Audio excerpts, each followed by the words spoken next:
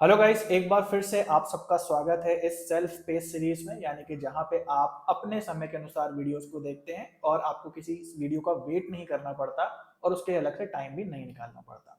इसके साथ ही साथ हम यहाँ टू द पॉइंट बातें करते हैं, टू द पॉइंट कंसेप्ट को समझते हैं ताकि कम से कम समय में आपको ज्यादा से ज्यादा बातें क्लियर हो जाए। तो चलिए आगे बढ़ते हैं और आज हम लोग बात करने वाले हैं हायर एजुकेशन में जो प्री इंडिपेंडेंस एजुकेशन सिस्टम है। इसमें हमने पिछले लेक्चर्स में एंशिएंट इंडिया का एजुकेशन सिस्टम देखा जो वैदिक टाइप का एजुकेशन सिस्टम था, फिर बुद्धिस्ट एजुकेशन सिस्टम को देखा और आज हम लोग ब्रिटिश एजुकेशन सिस्टम को देखने वाले हैं। यानी आजादी से पहले क्या क्या रिफॉर्मेशंस की गई, कौन कौन से कदम उठाए गए इंडियन एजुकेशन सिस्टम को चेंज करने के लिए और ऐसे कौन से पॉइंट्स हैं जिनसे सबसे ज्यादा क्वेश्चंस बन करके आए हैं प्रीवियस ईयर्स में, उनके हिसाब से टू द पॉइंट हम लोग कंसेप्ट की बात करने वाले हैं। तो पढ़ाई तो आपकी 100% यहाँ हो जाएगी टू द पॉइंट कंसेप्ट के साथ, लेकिन अगर आप प्रैक्टिस कर रहे हो सीरियस है यूजीसी नेट के लिए तो आपको यूनिट वाइज और year wise UGC net paper 1 के क्वेश्चन जरूर से लगाने चाहिए। तो यहाँ पे आपको 5000 से ज्यादा यानी कि दिसंबर 2018 के बाद जितने भी पेपर 1 के क्वेश्चन हैं वो सारे ईयर वाइज लगाने को मिलेंगे, या फिर आप यूनिट वाइज लगाना चाहते हैं तो वो भी सॉर्टेड तरीके से आपको लगाने को मिलेंगे।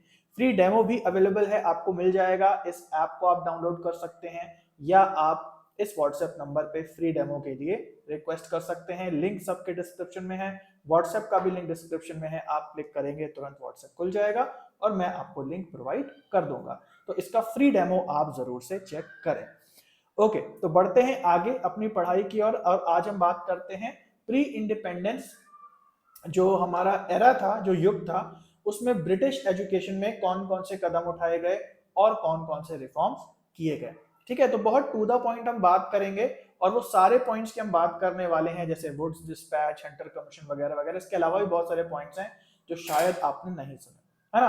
तो चलिए आगे बढ़ते हैं। सबसे पहले हम लोग बात करते हैं मैकॉले मिनट की। आपको क्या करना है, कोई बहुत ज्यादा डिटेल में इसको नहीं समझना। एक ये नाम क्या है मैकॉले मिनट, किसने स्टार्ट करा था, तो जो हमारे बेबिंगटन मैकॉले थे उस समय के गवर्नर जनरल, उनके टाइम पे ये स्टार्ट हुआ था। और इसमें क्या कहा गया या क्या रिकमेंडेशन दी गई और ये किस ईयर में हुआ, बस ये 3-4 चीजें अगर आप रट लेते हैं या याद कर लेते हैं तो आपका काम हो जाएगा। ठीक है, तो सबसे पहले मैकॉले मिनट को देखते हैं। तो ये हमारा आया था 1835 में और जो ब्रिटिश हिस्टोरियन और पॉलिटिशियन थे जिनका पूरा नाम था थॉमस बेबिंगटन मैकॉले, उन्होंने ये प्रेजेंट किया था मिनट ऑन इंडियन एजुकेशन। यानी कि इंडियन एजुकेशन में चेंजेस करने के लिए, रिफॉर्म्स करने के लिए इन्होंने एक प्रस्ताव पारित किया था। मेन बात, ऐसे तो बहुत सारी बातें इसमें थी, 100-200 बातें इसके अंदर होंगी, लेकिन जो मेन बात जिस पे क्वेश्चन बनता है हम केवल उसी को डिस्कस करेंगे। तो इसमें मेन चीज क्या थी, इन्होंने इंग्लिश एजुकेशन को इम्पार्ट करने की बात कही थी नेटिव्स से। नेटिव्स मतलब कौन, जो देसी लोग हैं, देसी इंडियन लोग हैं। तो ये इन्होंने क्या कहा था कि भाई ये जो इंग्लिश भाषा है वो ट्रेडिशनल नॉलेज से ज्यादा सुपीरियर है और इंडियंस को हमें इंग्लिश सिखाने पे ज्यादा जोर देना चाहिए। ये मेन चीज थी मैकॉले मिनट के अंदर। ओके, आई होप आपको समझ में आ गया। उसके बाद आगे बढ़ते हैं। उसी साल में 1835 में ही एक और चीज आई जिसका नाम था इंग्लिश एजुकेशन एक्ट। तो मैकॉले मिनट तो आप सबको पता होगा और मैंने जितना बताया उससे बहुत ज्यादा डिटेल में पता होगा, हालांकि उतना पढ़ना नहीं है, लेकिन ये बहुत कम बच्चों को पता होगा कि what is English education act. ये भी 1935 में आया, जस्ट मैकॉले मिनट के बाद।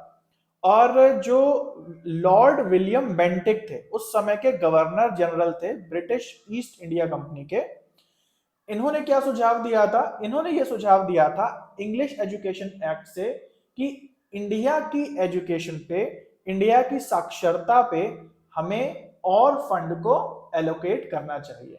तो इन्होंने रिलोकेट करने को बोला था फंड्स को, कि भाई ज्यादा पैसे लगा करके इंडिया वालों को और ज्यादा शिक्षित बनाना है। तो शॉर्ट में हम देख रहे हैं, अभी हम लोग प्रीवियस ईयर क्वेश्चंस भी देखेंगे तो आप पाएंगे कि इतना जानना इनफ है। ओके, फिर उसके बाद आता है वुड्स डिस्पैच। वुड्स डिस्पैच बहुत ज्यादा इंपॉर्टेंट है और ये काफी पुराने ईयर्स से भी चला हुआ आ रहा है और इससे थोड़े से ज्यादा क्वेश्चंस बनते हैं, इसलिए आप देख सकते हैं डिस्क्रिप्शन थोड़ा ज्यादा दिया हुआ है। तो ये हमारा आया 1854 को, है ना, 1854 में आया।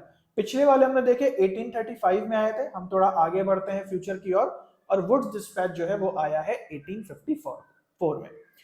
तो he sent a dispatch to Lord Dalhousie. किसने दिया? जो हमारे वुड थे, चार्ल्स वुड, उन्होंने एक संदेश कह लो, एक रिकमेंडेशन दे लो, जो लॉर्ड डलहौजी को दी। और डलहौजी उस समय के गवर्नर थे जब ये रिकमेंडेशन दी जा रही थी। इसमें क्या क्या सजेस्ट किया गया है? इसमें सजेस्ट किया गया है कि प्राइमरी जो स्कूल्स होते हैं या प्राइमरी जो एजुकेशन होती है, वहां वर्नाकुलर लैंग्वेजेस का यूज हो। वर्नाकुलर मतलब होता है देशज भाषाएं, जो उस जगह की लोकल लैंग्वेजेस होती हैं। फिर बोला है जैसे ही ऊपर की क्लासेस आएंगी, यानी कि सेकेंडरी एजुकेशन आएगी, तो एंग्लो वर्नाकुलर का यूज हो, यानी कि अब थोड़ी थोड़ी इंग्लिश को यूज किया जाने लगे। और फाइनली जब कॉलेज लेवल एजुकेशन आ जाएगी, तो वो एजुकेशन कंप्लीटली इंग्लिश हो जाए। तो एक शिफ्ट कराने के लिए ये डिस्पैच आया कि भाई बचपन में तो चलो ठीक है, छोटी क्लासेस में वर्नाकुलर लैंग्वेजेस हो, लेकिन धीरे धीरे उनका जो शिफ्ट है वो इंग्लिश भाषा की ओर कर देना चाहिए इंडियंस का। इसके अलावा कुछ और चीजें भी हैं जो इससे जुड़ी हुई हैं, जैसे कि ये सबसे पहला डिस्पैच था भारत के इतिहास में जिसने ये पहचाना कि फीमेल एजुकेशन को बढ़ावा देने की बहुत जरूरत है। फ्रैंक एंड कोर्डियल सपोर्ट, यानी कि बहुत अच्छे से खुले हाथों से एक फंड्स के द्वारा और फैसिलिटीज के द्वारा फीमेल्स की एजुकेशन के एक्सपेंशन की काफी ज्यादा नीड है ना। तो आई होप ये भी आपको समझ में आ गया कि फीमेल्स के एजुकेशन में इसका कंट्रीब्यूशन है, प्लस इंग्लिश को हायर एजुकेशन में लाने का इसका कंट्रीब्यूशन है। ओके, तो ये काफी ज्यादा इफेक्टिव रहा। अगर हम भारत के इतिहास में देखें तो इंडिया को साक्षर बनाने में काफी ज्यादा ये महत्वपूर्ण रहा। और इसके बाद क्या हुआ कि और जगह पे ये प्रमोट होने लगा। और वुड्स डिस्पैच के आने के बाद, तो यहाँ पे वुड्स डिस्पैच हमारा आया है 1854 में, और उसके आने के बाद ही क्या हुआ, 1857 तक एक तरीके से आउटकम या एक लहर चलती है एजुकेशन की, वो समझ सकते हो। तो उसी के आउटकम से क्या हुआ, 1857 में 3 जगह यूनिवर्सिटीज खुल गई, कलकत्ता, बॉम्बे और मद्रास। तो ये सबसे पहली यूनिवर्सिटीज आप इंडिया की कह सकते हो, आजादी से भी पहले की। और यहां पे again as the outcome of sir Charles Wood dispatch, तो किसका नतीजा ये था, चार्ल्स वुड के डिस्पैच का ये नतीजा था। ओके, उसके बाद ये जो यूनिवर्सिटीज बनाई जा रही थी, किसके पैटर्न पे बनाई जा रही थी, यूनिवर्सिटी ऑफ लंदन के पैटर्न पे बनाई जा रही थी। तो पश्चिम में जो ज्ञान विज्ञान है, एजुकेशन है, उसका विकास बहुत हो चुका था। और वहां की जो टॉप यूनिवर्सिटी थी, यूनिवर्सिटी ऑफ लंदन, तो यहाँ पे सोचा गया कि उसके देखा देखी उसके जैसा मॉडल जो है हमें इंडिया में भी इंप्लीमेंट करना है ना।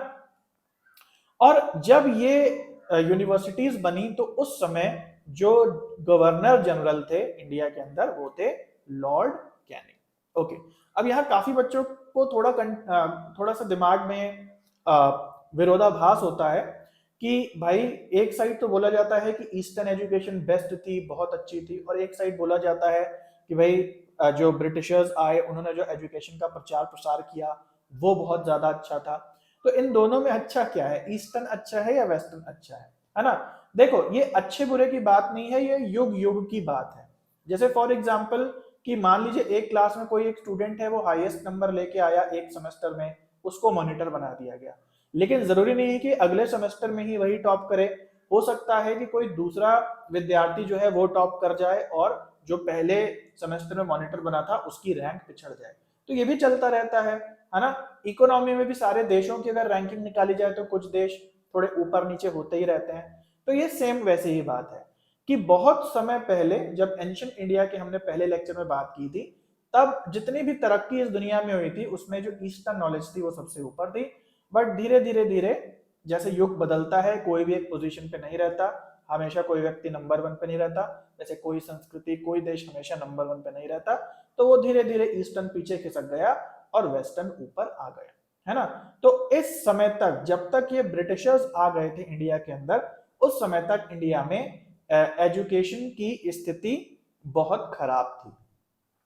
बस वो ऊपर की बातें रह गई थी, जो भी आत्मा परमात्मा की बातें होती हैं, बट जहाँ साइंस की बात आती है, लॉजिक की, मैथमेटिक्स की और आर्ट्स एंड लिटरेचर की, उसमें जो इंडिया है वो बहुत ज्यादा पिछड़ चुका था। और पिछड़े हुए ही समाज में कुरीतियां देखने को मिलती हैं। तो आप सबको पता है सती प्रथा वगैरह जो भी है, राजा राम मोहन रॉय वगैरह जो सोशल रिफॉर्मिस्ट थे, उन्होंने ये सब ठीक कराया है ना। तो अगर बहुत ही एजुकेटेड समाज होता तो ये सब कुप्रथाएं ना होती, है ना। तो उस समय तक, जब तक ब्रिटिशर इंडिया में आए थे, एजुकेशन का एक तरीके से बंटाधार हो चुका था। तो हालांकि जो ब्रिटिशर्स थे, उनका कोई जेन्युइन इंटरेस्ट नहीं था इंडिया वालों को सुशिक्षित बनाने में, वो उनसे अपना ही काम निकलवाना चाहते थे। लेकिन फिर भी ओवरऑल देखा जाए तो जो एजुकेशन का प्रचार प्रसार है वो ब्रिटिश एरा में बहुत ज्यादा हुआ, है ना। काफी जगह पे हमें देखने को मिलता है कि पूरा अंग्रेज बनाने की भी कोशिश की गई, पुरानी भाषाओं को हटा के केवल इंग्लिश को भी इंप्लीमेंट करने की कोशिश की गई। लेकिन काफी जगह हमें यह भी देखने को मिलता है, जैसे हमने वोट डिस्पैच में देखा, कि फीमेल्स को बहुत ज्यादा प्रमोट किया गया एजुकेशन प्राप्त करने के लिए। अदरवाइज पहले टाइम में, जो ये ब्रिटिशर्स वाला टाइम आया था, उस समय फीमेल्स को बहुत ज्यादा प्रमोट नहीं किया जाता था आगे बढ़ने के लिए, है ना। तो बहुत सारी अच्छी चीजें भी हुई हैं। तो उसमें से ये भी आप देख सकते हो कि जो मॉडर्न यूनिवर्सिटीज हैं, उनकी स्थापना जो है 1857 में हुई। ओके, और जब ये यूनिवर्सिटीज बन गई, कलकत्ता, बॉम्बे, मद्रास की यूनिवर्सिटी बन गई, तो उसके बाद पंजाब में भी यूनिवर्सिटी आई, लाहौर में भी आई, इलाहाबाद में आई। और उसका रीजन क्या था कि भाई बहुत दूर दूर लोग पढ़ने नहीं जा सकते थे, हर जगह इससे यूनिवर्सिटीज बनने लग गई। ठीक है, तो काफी इंपॉर्टेंट रहा है वुड्स डिस्पैच एक तरीके से इंडिया के शिक्षा के स्तर को सुधारने में। तो ठीक है, तो ऐसा, क्योंकि कभी कभी हम थोड़ा मैनिपुलेटिव चीजें पढ़ते हैं व्हाट्सएप वगैरह पे कि भाई उन्होंने ये गलत किया, वो सही किया। देखो, गलत सही अपनी जगह है, लेकिन शिक्षा हो गया, रेलवेज हो गया, बहुत सारे सिस्टम्स हो गए, जैसे डाक हो गया, वो भी ब्रिटिशर्स के आने के बाद ही हमने उनसे सीखे, अदरवाइज हमें नहीं पता थे। तो कुछ गलत चीजें हुई हैं, तो काफी सारा ज्ञान के मामले में चीजें अच्छी भी हुई हैं, तो बराबर है। मैं कम भी नहीं कहूंगा कि बहुत बुरा हो गया, और ये भी नहीं कहूंगा कि यार बहुत ही अच्छा कर दिया ब्रिटिशर्स ने। बराबर की चीज है, डिपेंड करता है हम इससे क्या सीखते हैं। ओके, अगला आता है इसके बाद हंटर कमीशन, जो 1882 में आया। और हंटर कमीशन जो है, उनके जो चेयरमैन थे लॉर्ड विलियम हंटर, उनके नाम पे ये हंटर कमीशन आ गया। और इसका दूसरा नाम इंडियन एजुकेशन कमीशन भी है ना। तो हंटर कमीशन याद रखना, इसके दो नाम है। ओके, तो इसमें क्या बोला गया, अगेन हंटर कमीशन भी जो है एक गठन किया गया, एक कमीशन का गठन किया गया।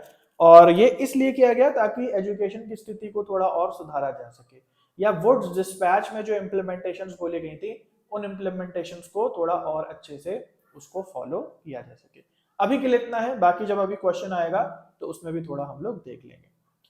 और उसके बाद आता है इंडियन यूनिवर्सिटी कमीशन। ये कुछ नाम है जो शायद आप लोगों ने नहीं सुने हो, लेकिन इस पे क्वेश्चंस बने हैं जिनको अभी हम लोग देखने वाले हैं। तो उसके बाद है Indian university commission. Indian university commission 1902 में आया। और जो लॉर्ड कुर्जॉन है ना, उन्होंने इन रिफॉर्म्स को प्रेजेंट किया, reforms in the university education. तो यूनिवर्सिटी लेवल की जो एजुकेशन है उसको रिफॉर्म करने के लिए इसको प्रेजेंट किया गया, है ना। और जो लॉर्ड कुर्जॉन है, इनके बारे में एक और क्वेश्चन आया है कि लॉर्ड कुर्जॉन ने ही इंपीरियल लाइब्रेरी की स्थापना की इंडिया के अंदर। तो जैसे बाकी की यूनिवर्सिटीज बनाई गई, यूनिवर्सिटी ऑफ लंदन को कॉपी करके, वैसे ही लंदन की जो सबसे फेमस लाइब्रेरी थी उसको कॉपी करके इंडिया में इंपीरियल लाइब्रेरी बनाई गई। ठीक है, तो ये ब्रिटिशर्स एजुकेशन जो हमारा चैप्टर है, इसमें बेसिकली क्वेश्चंस जो है ये इन्हीं सब चीजों से बन के आते हैं, जो जो रिफॉर्म्स वगैरह आए थे, Macaulay minute, Woods dispatch, Hunter commission वगैरह, इन्हीं से सबसे ज्यादा क्वेश्चंस बन के आते हैं। तो देख लेते हैं भाई किस किस प्रकार के क्वेश्चंस जो हैं वो लेटेस्ट बन करके आए हैं। सबसे पहला यहाँ पे क्वेश्चन है, the earliest part of the British policy on education was to withdraw from higher education. कह रहा है अर्लीस्ट पार्ट जो है ब्रिटिश पॉलिसी का, यानी कि जब अंग्रेज नए नए आए थे तो उन्होंने एजुकेशन रिफॉर्म में ज्यादा हाथ नहीं डाला था। वो थोड़ा बैक ऑफ करके चल रहे थे, भैया एजुकेशन से हमें कुछ लेना देना नहीं। और सेकंड स्टेटमेंट है British policy completely supported the idea of mother tongue as the medium of instruction against English. और दूसरा कह रहा है कि जो ब्रिटिश पॉलिसीज बनी बाद में एजुकेशन की, उन्होंने मदर टंग में पढ़ाई कराने को फुल्ली सपोर्ट किया। तो आप सबको पता है, इतने सारे हमने मैग्ना कार्टा ऑफ इंग्लिश यानी वुड्स डिस्पैच और ये सब चीजें हमने देखी, इन सब में बार बार क्या बात हो रही थी कि इंग्लिश को प्राइमरी लैंग्वेज बनाना है, इंग्लिश जो है ज्यादा सुपीरियर है। तो इसका मतलब कि ये तो बिल्कुल गलत है कि मदर टंग को ये बहुत ज्यादा इंपॉर्टेंस देते थे, बिल्कुल भी इंपॉर्टेंस नहीं देते थे। सच बात ये है, ये अपनी इंग्लिश को ज्यादा सुपीरियर समझते थे, और जहां भी ये लोग राज्य करते थे, जितने भी कॉलोनियल इनके कंट्रीज थी जिन पे उन्होंने राज करा, सब पे इन्होंने कंपल्सरली ब्रिटिश लैंग्वेज को इम्पोज किया। तो ये सेकंड स्टेटमेंट गलत हो जाएगा। और पहला सही है कि ये जो हमारी जितने भी रिफॉर्म स्टार्ट हुए, सारे के सारे जो हमारा यहाँ पहला वाला है मैकॉले मिनट, उसके बाद धीरे धीरे स्टार्ट हुए रिफॉर्म करना। इससे पहले कोई ज्यादा कुछ खास उन्होंने एजुकेशन के लिए नहीं किया था। तो जो अर्लीस्ट पार्ट की यहाँ पे बात लिखी है, तो अर्लीस्ट पार्ट के लिए ये बात सही हो जाएगी कि वो उन्होंने विड्रॉ कर लिया था खुद को हायर एजुकेशन से, कि हमें ज्यादा लेना देना नहीं है। तो पहला स्टेटमेंट इसमें केवल सही था। अगला क्वेश्चन देखते हैं, पूछ रहा है कि 1857 में कौन कौन सी यूनिवर्सिटीज स्टैब्लिश हुई थी। तो बहुत इजी है, आप सबको पता है, और ये क्वेश्चन बहुत ज्यादा रिपीट होता है कि 1857 में कौन सी 3 यूनिवर्सिटीज आई। तो आप सबको पता है, कलकत्ता, बॉम्बे एंड मद्रास। ओके, अगला क्वेश्चन देखते हैं, पूछ रहा है हंटर कमीशन की क्या क्या रिकमेंडेशंस थी। हमने हंटर कमीशन की बात करी, लेकिन बहुत शॉर्ट में करी, ऐसे तो बहुत सारी थी, बैठ के हम पढ़ते ही रह जाएंगे। हमें कोई इतिहासकार और हिस्टोरियन तो बनना नहीं है कि अंग्रेजों ने क्या करा, इंडियंस ने क्या करा, यूपीएससी की तो पढ़ाई नहीं करनी है। तो कोशिश करेंगे कि इस क्वेश्चन को हम पढ़ें और कॉमन सेंसिकली इसका आंसर देने की कोशिश करें। ओके, तो यहाँ पे हम देख सकते हैं 5 पॉइंट्स लिखे हुए हैं ए से ई तक, और अगर ऑप्शन देखें तो हमें केवल 3 पॉइंट्स चुनने हैं, यानी 2 पॉइंट्स हमारे गलत हो सकते हैं, 2 पॉइंट्स इसमें गलत दिए हुए हैं। तो आइए पढ़ते हैं और देखते हैं कि कौन सा पॉइंट गलत हो सकता है, कौन सा पॉइंट सही हो सकता है। थोड़ा सा दिमाग लगाने की कोशिश करते हैं।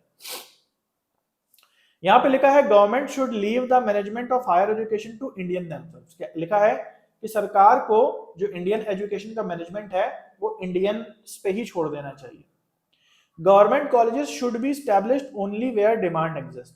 और गवर्नमेंट कॉलेजेस वहीं बनाने चाहिए जहां लोग हो पढ़ने के लिए, डिमांड हो, जहां डिमांड नहीं है वहां बना के क्या फायदा है।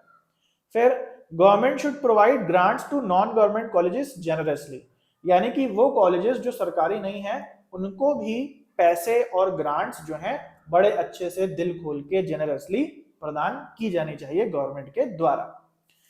उसके बाद है student should study the prescribed subjects without any option. Students को जो भी सब्जेक्ट दिए जाएं कि भैया आपको ये पढ़ना है, उनको कोई ऑप्शन नहीं होना चाहिए। There was no need for moral education in colleges, और कॉलेजेस में नैतिक ज्ञान का कोई भी स्थान नहीं होना चाहिए। तो अगर आप ध्यान से देखें तो जो आखिरी 2 पॉइंट्स हैं ये साफ साफ आपको गलत लगेंगे कि मोरल एजुकेशन नहीं होगी, मतलब कोई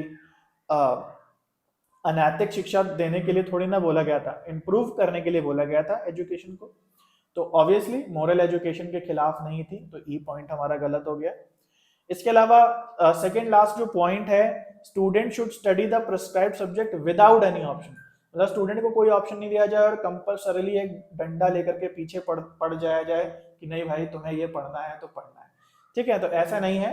खासकर जो वेस्ट की शिक्षा है वही हमें फ्रीडम की भावना भी देती है। तो इंडिया में भी जो फ्रीडम की भावना आई कि हमें फ्री होना है, वो भी वेस्ट शिक्षा से ही आई है। तो वेस्ट के लोग जनरली बहुत फ्री जीते हैं क्योंकि उनका जो फंडामेंटल है, उनकी जो शिक्षा है, उसमें कोई ऐसा कंपल्जन नहीं है। आपको कोई कोर्स करना है आप करें, नहीं करना है ना करें, कोई दूसरा कर ले। ठीक है, तो ऐसा कुछ नहीं था कि कोई ऑप्शन नहीं दिया गया था पढ़ाई में। तो ये दोनों बातें गलत हो जाएंगी। बाकी ऊपर की जो 3 बातें हैं ये यूनिवर्सिटीज को या हायर एजुकेशन को प्रमोट करने से जुड़ी हुई हैं। तो एक कॉमन सेंसिकल टर्म्स में हम देख सकते हैं कि ये सही हो सकती है ना। बाकी बहुत डीप में मान लो कभी क्वेश्चन आ जाता है तो मैं फिर भी रिकमेंड नहीं करूंगा कि आप पूरा का पूरा पढ़ें, क्योंकि अगेन हमें कोई इतिहासकार तो बनना नहीं है, हमें बस किसी तरीके से ये एग्जाम पास करना है ना। तो बहुत ज्यादा इतिहास वाले क्वेश्चन आ जाएं तो आप परेशान मत होना एग्जाम में, अगर आ जाए तो उसको देख करके कि अरे मुझे तो ये नहीं आता। भाई उन ऐसे फालतू क्वेश्चंस को आप हंसते हंसते विदा कर सकते हो या तुक्का मार सकते हो। लेकिन जो चीजें मेन हैं, जो पैटर्न हम अभी देख रहे हैं, उन पैटर्न के हिसाब से पढ़ रहे हैं, वो तो एटलीस्ट आप देख लो। क्योंकि इसका ये भी मतलब नहीं है कि भाई हम तो फिर कुछ ही नहीं पढ़ेंगे और हायर एजुकेशन तो हमको आता नहीं है, देखेंगे क्या कर सकते हैं। भाई जो जो चीजें मैं आपको पढ़ा रहा हूँ, जो जो निश्चित रूप से बहुत बार अकर हुई हैं, उनको तो आप एटलीस्ट देख लो। ओके, अगला क्वेश्चन देखते हैं। Statement 1, university of Punjab, Lahore and university of Allahabad were established during the colonial rule in India. तो कह रहा है पंजाब, लाहौर और इलाहाबाद की यूनिवर्सिटीज कॉलोनियल पीरियड जब था, ब्रिटिश साम्राज्य जब था, तब बनी थी। स्टेटमेंट 2, इनके बनने का रीजन था कि बहुत ज्यादा डिमांड बढ़ रही थी ऐसी जगहों पर हायर एजुकेशन की, और यहाँ पे यूरोपियन एजुकेशन और जो ओरिएंटल एजुकेशन होती है, इन टाइप की हायर एजुकेशन की डिमांड बढ़ रही थी। तो दोनों बातें सही हैं। हमने अभी अभी ऊपर नोट्स में देखा कि वुड्स डिस्पैच आ जाने के बाद उसके रिजल्ट में काफी ज्यादा यूनिवर्सिटीज जो है वो खुलने लगी, क्योंकि उनकी डिमांड बढ़ने लगी। उसके बाद अगला क्वेश्चन है, before independence the Britishers failed to create a national system of higher education. कह रहा है आजादी से पहले हायर एजुकेशन का एक यूनिक, मतलब ऐसा सिस्टम बनाने में ब्रिटिशर्स फेल हुए जो हर जगह सेम तरीके से फॉलो हो।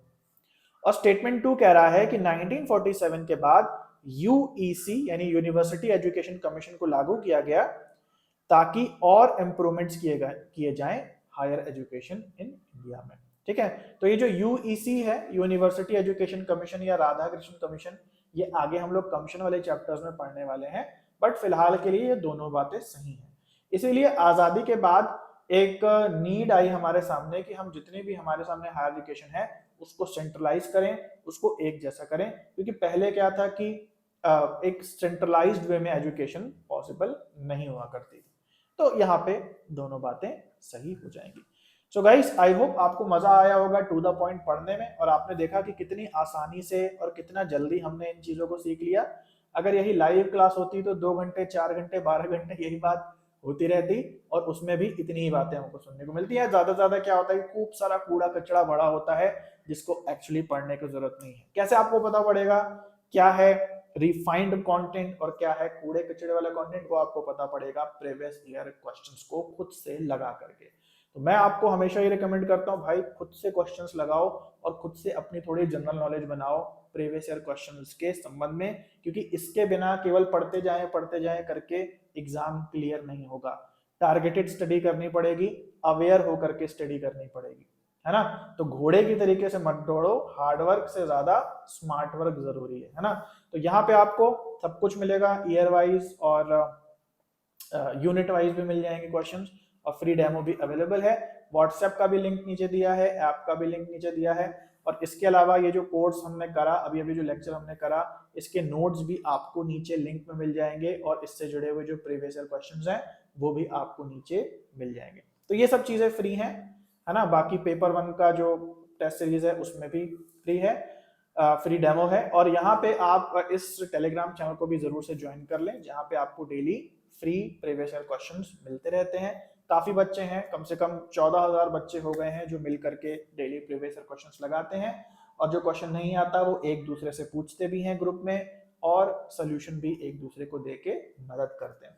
तो आप भी इस कम्युनिटी का पार्ट जुड़े, पार्ट बने, और ये बिल्कुल फ्री है ना, ये फ्री है, इसको तो आप ज्वाइन कर सकते हैं। इसका भी लिंक डिस्क्रिप्शन में दिया हुआ है। So guys, thank you for watching, मिलते हैं अगले वीडियो में, तब तक के लिए सभी को बाय और टेक केयर।